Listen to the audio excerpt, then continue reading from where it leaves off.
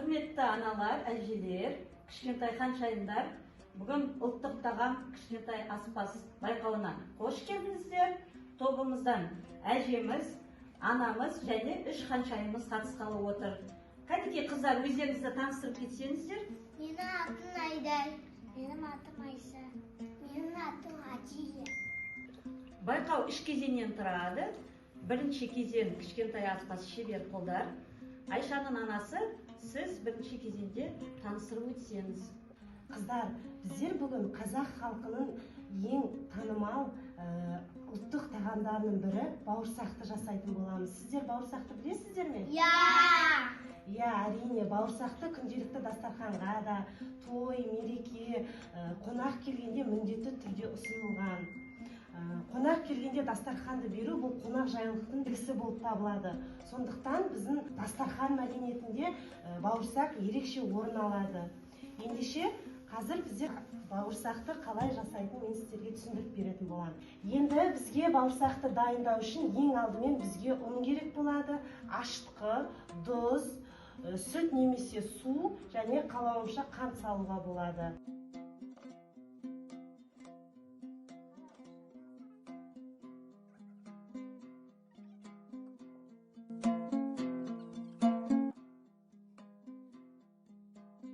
Енді осы дайын болған қамырымызды бетін жауып, жылы жерге қойып ол ашытылады.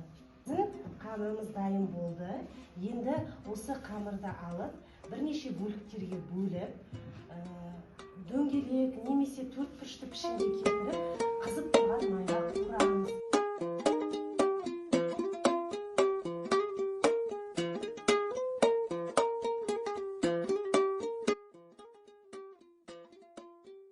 Біздер мына дөңгелекпен біздің бауырсағымызға пішін келтіреміз.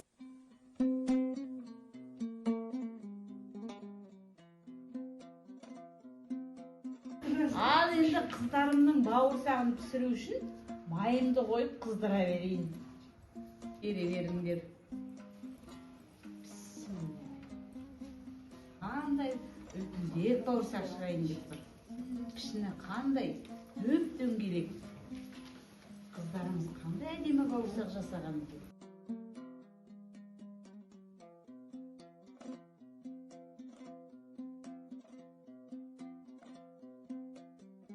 Біздің бауырсақтарымыз пісіп шықты. Бауырсағымыздың сырты қытырлақ, іші жұмсақ әрі дәмді болады. Егер сіздер одан әрі оны дәмдірек еткілерің келсе, бетіне қант ұнтағын себуге болады. Балалар, осылай себеміз, иә ма? Айдай сен себе.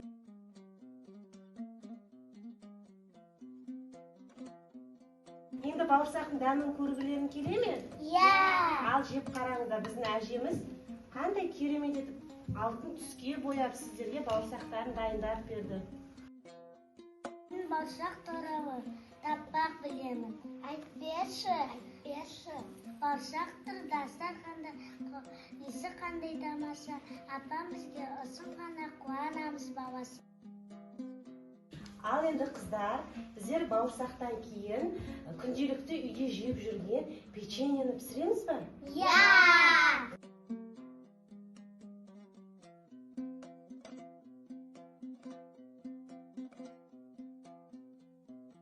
Менікі жүрек шықты, жүгір шықты, құды шықты. Ой, жарайсыңдар.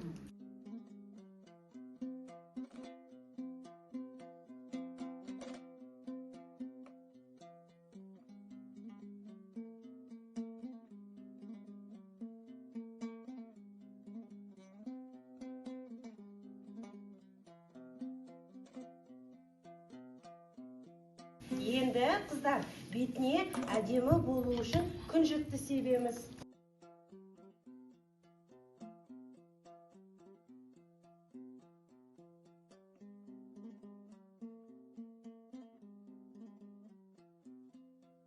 Пешенеміз дайын болғанша, біз қазақтың ұлттық тағамының бірі құртты жасаймыз ба? Ал қыздары, сүзбе неден жасалынады? Сүттен. Әрине, сүттен. Сүттен жасалынады. Құрттың дәмі қандай болады? Ащы. Ащы болады. Ащы болу үшін құртқа не қосамыз? Тұз. Әрине, тұз қосамыз. тұзды қосып араластырамыз. Тұз сіңу керек, сонда құрт бұзылмайды. Сосын құртты кептіреміз де, содан кейін керемет ас болады. Ата бабамыз бұл құртты алыс жолға шыққанда дорбасына салып жүрген. Бұл азық болған. Шөлдегенде судың орнына осы малта құрттарды ауыздарына салып, сол бір жағына қореп, бір жағына шөлдетпейтін болған.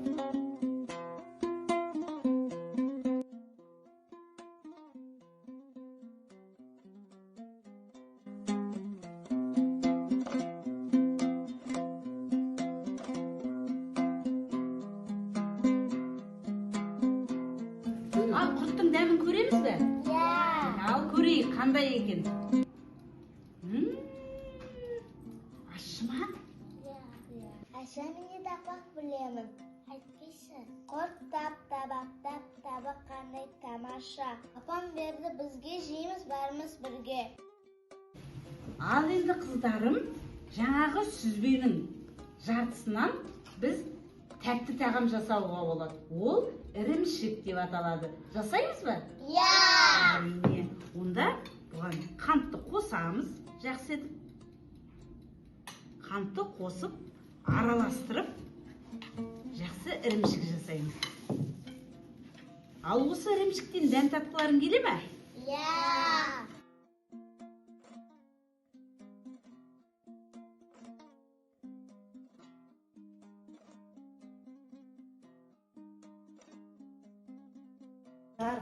Енді біздің өте көне ұлттық тағамдарымыздың бірі жентті жасаймыз. Ол үшін қуырылған талқанға біздер сары май саламыз. Сары май салып араластырамыз. Және де дәміне қарай қант саламыз. Бұл өте пайдалы әрі құнарлы тамақ болып табылады.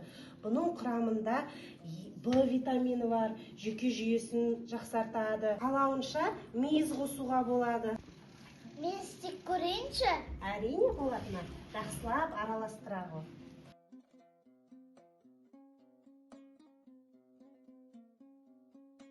Енді мына дайын болған біздің құрттарымыздан, женттан, ірімшіктен әдемі ыдысымызға салып композиция жасаймыз ба?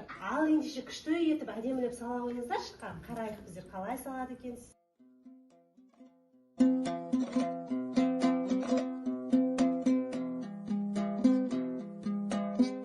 Ал қыздар, қараңыздар, біздің жасаған композициямыз қандай әдемі шыққан. Жұлдыз ай! Дұрыс. Ал біздің балабақшамыз қалай аталады? Жұлдыз ай! Өте керемет.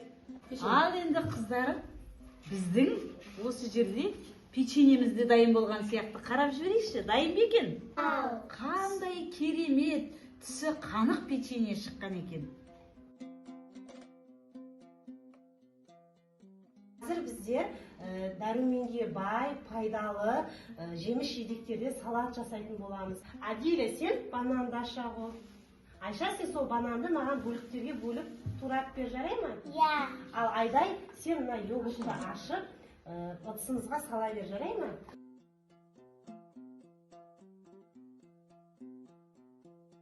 Ал сіздердің тамақтарыңыз дайын болғанша, мен де сендерге шайға өте дәмді, дәруменді тіске басар дайындай берейін. Адиля, сен маған мына жүзімдерді аралап, ыдысқа сала бер, жарай ма?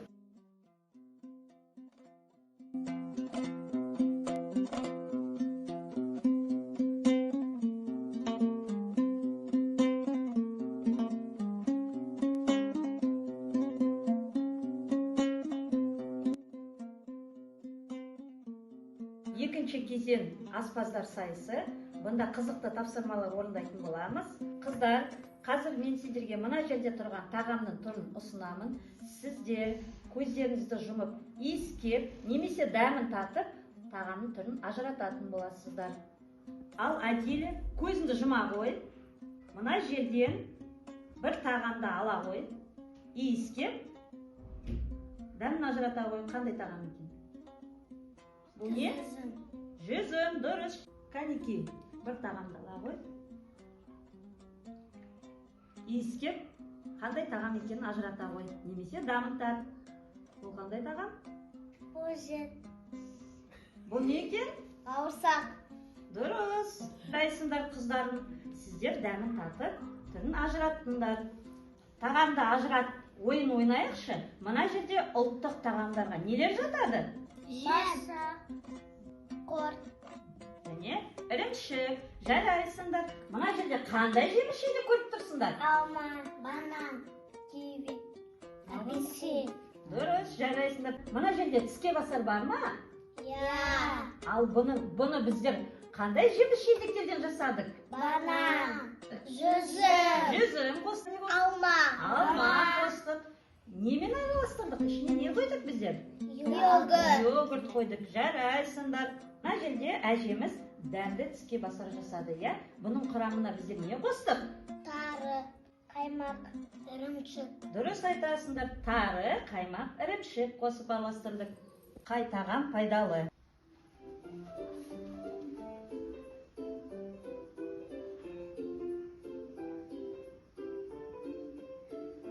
Сәлем балалар, мен алмамын. Айтыңдаршы, мен пайдалымын ба, әлде кәмпит пайдалы ма? Алма, Дұрыс. Дұрыс айтасыңдар, менде көп дәрумен бар. Сәлем балалар, мен бананмын. Айтыңдаршы, мен пайдалымын ба, әлде газды сусын пайдалы ма? банан, Дұрыс, мен күш беремін. Сәлем достар, мен сәбізбін. Айтыңдаршы, мен пайдалымын ба, әлде чипсы пайдалы ма? сәбіз, Жарайсыңдар, мен көзге пайдалы көкөніспін. Сәлем достар, мен апельсинмін. Айтыңдаршы, мен пайдалымын ба, әлде тәтті торт пайдалы ма? апельсин, Өте жақсы, менде көп дәрумендер бар. Жарайсыңдар қыздар, сендер бұл тапсырманы жақсы орындадыңдар. Енді байқауымыздың үшінші кезеңі дастархан сәні.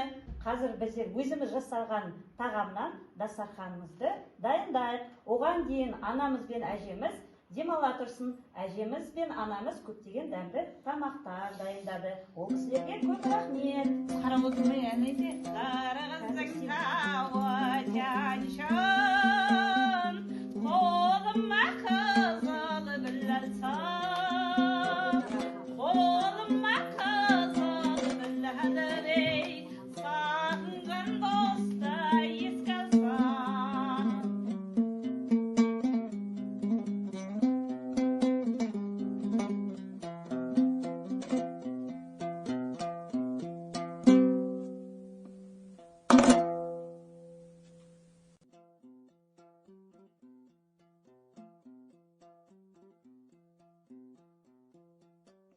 Ал дастархан басына жиналсақ, қазақтың ұлттық тағамымен дайындалған керемет дастарханда қалай ән айтпасқа?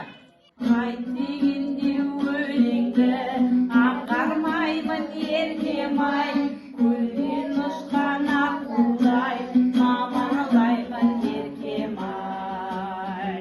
Еркем, еркем, еркем-ай, еркелеген еркем-ай, еркелеген еркемді, еркелетсең екен-ай.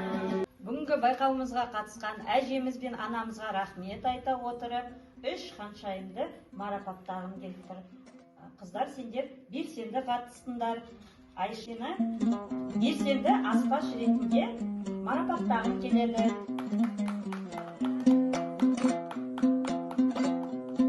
Айдай тапқыр аспазшы. Және Әділі тапқыр аспазшы. Жарайсыздар қыздарым, болашақта сіздер керемет аспазшы болады деген үміттемін. Ал енді шай ішіп болса, дастархан батасын әжемізден алайық. Балаларымыздың өркені өссін. Өмірде ең жақсы аспазшы болуды тілеймін. Еліміз тыныш, жұртымыз аман болсын. Дастарханымыз әр қашанда молшылыққа жайылсын. Әумин.